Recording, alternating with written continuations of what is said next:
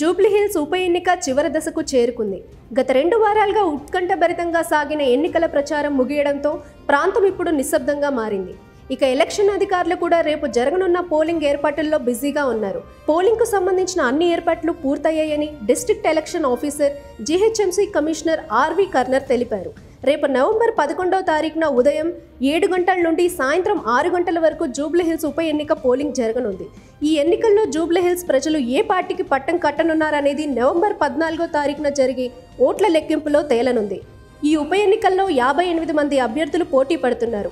ఈ బైపోల్లో 4,01,365 మంది ఓటర్లు తమ ఓటు వినియోగించుకోవడానికి రెడీ అయ్యారు. వీరిలో 2,08,561 మంది పురుషులు, 1,92,779 మంది మహిళలు, 25 మంది ఇతరులు ఉన్నారు. ఇక జూబ్లీహిల్స్ ఉప ఎన్నికల్లో మొదటిసారి ఓటు హక్కును వినియోగించుకునేవారు 6,859 మంది యువ ఓటర్లు సిద్ధంగా ఉన్నారు. ఈ నియోజకవర్గంలో 18 మంది సర్వీస్ ఓటర్లు, 123 మంది విదేశీ ఓటర్లు కూడా ఉన్నారు. జూబ్లీ బైపోల్లో 139 భవనాల్లో 407 పోలింగ్ కేంద్రాలు ఉన్నాయి. సగటున ఒక్కో స్టేషన్కు 986 మంది ఓటర్లు ఉన్నారు. మొత్తం 561 కంట్రోల్ యూనిట్లు, 2,394 బ్యాలెట్ యూనిట్లు అందుబాటులో ఉన్నాయి. పోలింగ్ స్టేషన్లో 9వ నెంబర్లో అత్యధిక సంఖ్యలో ఓటర్లు పాల్గొనున్నారని అధికారులు తెలిపారు.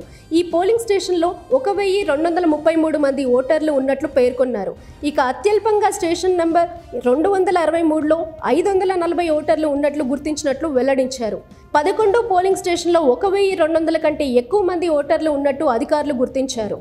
ఓటర్ల జాబితాలో ఉన్న 85 ఏళ్ల పైబడిన ఓటర్లు, వికలాంగులకు పోస్టల్ బ్యాలెట్ ద్వారా ఓటు వేసే అవకాశం కల్పించారు. నమోదు చేసుకున్న 103 మందిలో 101 మంది ఇప్పటికీ ఈ ఎంపికను వినియోగించుకున్నారు. యూసఫ్గూడలోని కోట్ల విజయ్ భాస్కర్ రెడ్డి స్టేడియంలో పంపిణీ, స్వీకరణ, లెక్కింపు కేంద్రం ఏర్పాటు చేశారు. 42 టేబుళ్ల వద్ద లెక్కింపు చేస్తున్నారు. ప్రతి పోలింగ్ స్టేషన్లో వెబ్ కాస్టింగ్ చేస్తున్నారు. ఇక ప్రచారం ముగిసింది. కింద స్థాయి నేతలు రంగంలోకి దిగారు. ఈ ఎన్నికలను ప్రతిష్టాత్మకంగా తీసుకున్న 3 ప్రధాన పార్టీలు కాంగ్రెస్, బీఆర్ఎస్, బీజేపీ గత 2 వారాలుగా భారీ స్థాయిలో ప్రచారం నిర్వహిస్తున్నాయి. ఎన్నికల ప్రచారం ముగిసిన నేపథ్యంలో జూబ్లీహిల్స్ సైలెంట్ అయింది. ఈ క్రమంలో కింద స్థాయి నేతలు రంగంలోకి దిగారు. ఓటర్లను ప్రలోభాలకు అధికారికంగా ప్రచారం ముగిసినా అనధికారికంగా ప్రలోభాలకు గురిచేసే పనులు జరుగుతూనే ఉన్నాయి. ఈ నేపథ్యంలోనే అధికారులను భద్రతా ఏర్పాట్లు మరింత కట్టుదిట్టం చేశారు. ఇలాంటి గందరగోళం, గొడవలు జరగకుండా పారామిలిటరీ బలగాలను రంగంలోకి దింపారు. మొత్తం 2,060 మంది పోలింగ్ సిబ్బంది విధుల్లో పాల్గొనున్నారు. డ్రోన్లతో కూడా పర్యవేక్షణ చేపడుతున్నారు.